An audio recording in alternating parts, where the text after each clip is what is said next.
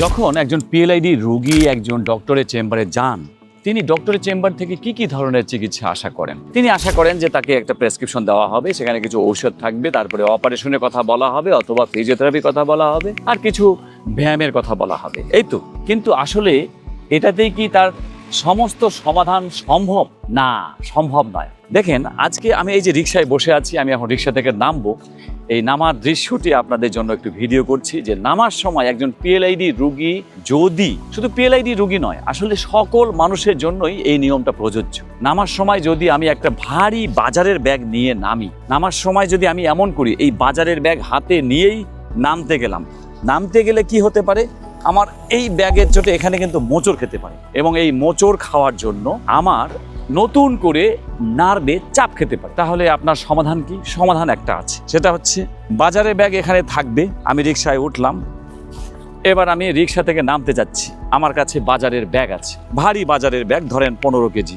আমি নিজে আগে নামবো, নেমে তারপর বাজারের ব্যাগটা নিয়ে এইভাবে যদি নামি, তাহলে কি হলো? কিছুই প্রভাব পড়লো না কোমরের উপরে, অর্থাৎ আমার কোমরে কোনো চাপও পড়লো না, আমি রিল্যাক্সে নামলাম। এই ব্যাপারটি একজন পিএলআইডি রোগীর জন্য খুবই ইম্পর্ট্যান্ট। আপনার কাছে হয়তো মনে হচ্ছে একটা ছোট্ট ব্যাপার, কিন্তু আসলে এটা ছোট্ট ব্যাপার মোটেই নয়। এই ছোট্ট ব্যাপারটি আপনাকে মেনে চলতেই হবে। যদি আপনি না মানেন, তাহলে আবারও আপনার ডিস্ক পেছনে গিয়ে নার্ভের উপর চাপ ফেলবে, এবং পিএলআইডির ব্যথা বা কোমরের ব্যথা বা নার্ভে চাপের জন্য ইনফ্লামেশন নতুন করে হবে। এখন একজন পিএলআইডি রোগী যখন ডক্টরের চেম্বারে যান, তখন কিন্তু একজন ডক্টরের পক্ষে সম্ভব নয় তাকে এই সকল কথা বলা। কি করে সম্ভব? একজন ডক্টর আপনাকে এত সময় কিভাবে দিবে? এই সকল কথা বলতে গেলে একজন ডক্টরের অন্তত 1 ঘন্টা সময় নিতে হবে পুরো আপনাকে গাইডলাইনগুলো দেওয়ার।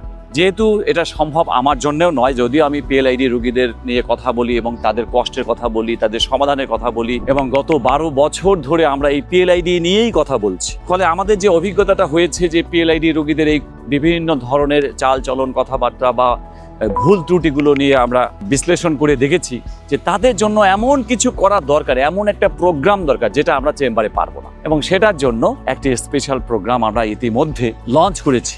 সেই প্রোগ্রামটির নাম হচ্ছে পিএলআইডি হোম ট্রিটমেন্ট। এই পিএলআইডি হোম ট্রিটমেন্ট, এই প্রোগ্রামে আপনি এই সকল জিনিস পাবেন যে জিনিসগুলো আপনাকে পুরোপুরি সারা জীবনের জন্য কোমরে ব্যথা এবং পিএলআইডি দুটো থেকে মুক্ত রাখবে। অনেকে আছেন যে হয়তো আপনাকে ডক্টর বলেছে অপারেশন করতে হবে, আপনি অপারেশন করতে চাচ্ছেন না। কিন্তু কেন চাচ্ছেন না?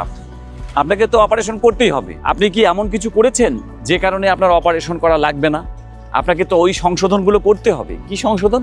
যেগুলো ভুল আপনার হচ্ছিল, ভুলগুলো সংশোধন করতে হবে। যদি সেটা না করেন, তাহলে তো আপনাকে অপারেশনই করতে হবে।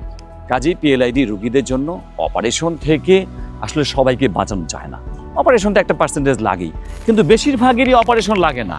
তাদের লাগে সুন্দর, পরিচ্ছন্ন, প্রপার গাইডেড একটি ট্রিটমেন্ট প্ল্যান, যেটা বাড়িতে গিয়েই করবে। সুতরাং আমরা জানলাম ছোট্ট একটি বিষয় যেটা আমরা অবহেলা করি প্রতিনিয়ত, সেই বিষয়টি শুধু একটু সামান্য মেনে চললে আপনার সারা জীবনের জন্য ব্যাক পেইন মুক্ত এবং পিএলআইডি ফ্রি একটি জীবন লাভ করতে পারবেন ইনশাআল্লাহ।